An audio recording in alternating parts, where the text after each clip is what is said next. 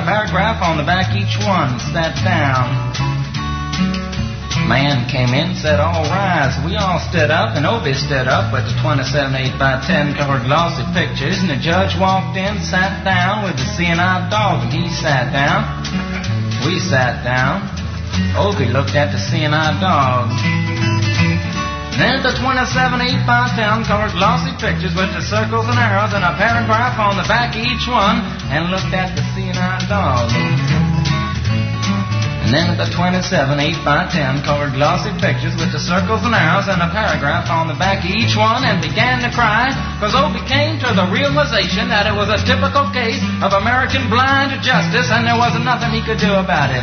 And the judge wasn't going to look at the 27 8x10 colored glossy pictures with the circles and arrows and a paragraph on the back of each one, explaining what each one was to be used as evidence against us.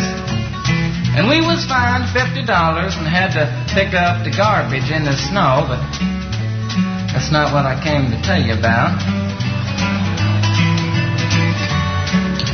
Came to talk about the draft. We got a building down New York City. It's called Whitehall Street, where you walk in and you get injected, inspected, detected, infected, neglected, and selected. I went down to get my physical examination one day, and I walked in, I sat down, got good and drunk the night before, so I looked and felt my best when I went in that morning. Because I wanted to look like the all-American kid from New York City. I mean, I wanted to feel like I wanted to be the all-American kid from New York, and I walked in, sat down, I was hung down, brung down, hung up, and all kinds of mean, nasty, ugly things. And I walked in, I sat down, they gave me a piece of paper, said, kid, see the psychiatrist, room 604. And I went up there, I said, shrink, I want to kill. And I want to kill. I want to see blood and gore and guts and veins in my teeth. Eat dead, burnt bodies. I mean, kill.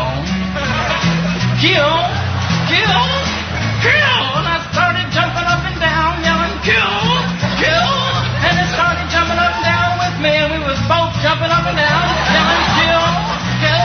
And the sergeant came over, pinned the middle on me, sent me down the hall, said, you're our boy. Didn't feel too good about it. Proceeded on down the hall, getting more injections, inspections, detections, neglections, and all kinds of stuff that they was doing to me at the thing there. And I was there for 2 hours, 3 hours, 4 hours. I was there for a long time, going through all kinds of mean, nasty, ugly things, and I was just having a tough time there. And they was inspecting, injecting every single part of me, and they wasn't leaving no part untouched. Proceeded through, and I went finally.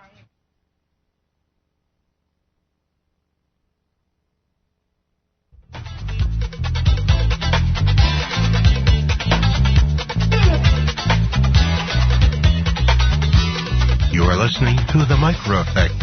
Micro-broadcasters covering 194,000 square miles and bringing the people's voice to little towns all across America.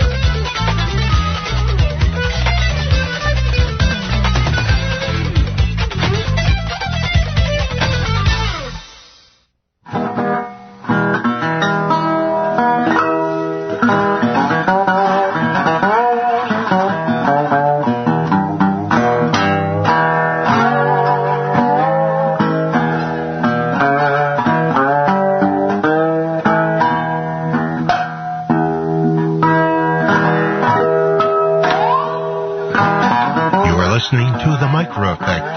Micro-broadcasters covering 194,000 square miles and bringing the people's voice to little towns all across America.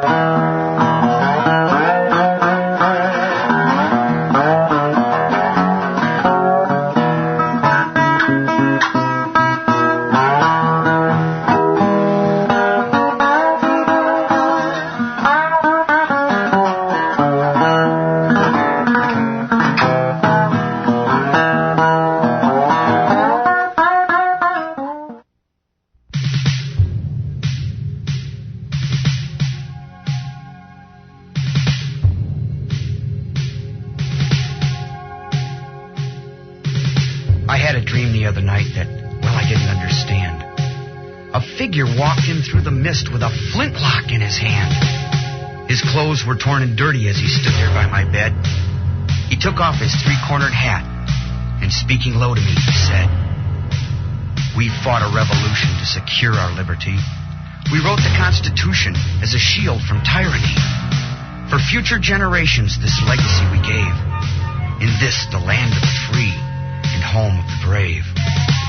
The freedoms we secured for you, we hoped you'd always keep. But tyrants labored endlessly while your parents were asleep. Your freedom's gone, your courage lost. You're no more than a slave. In this, the land of the free and home of the brave. You buy permits to travel and permits to own a gun, permits to start a business or to build a place for one. On land that you believe you own, you pay a yearly rent, although you have no voice in saying how the money's spent.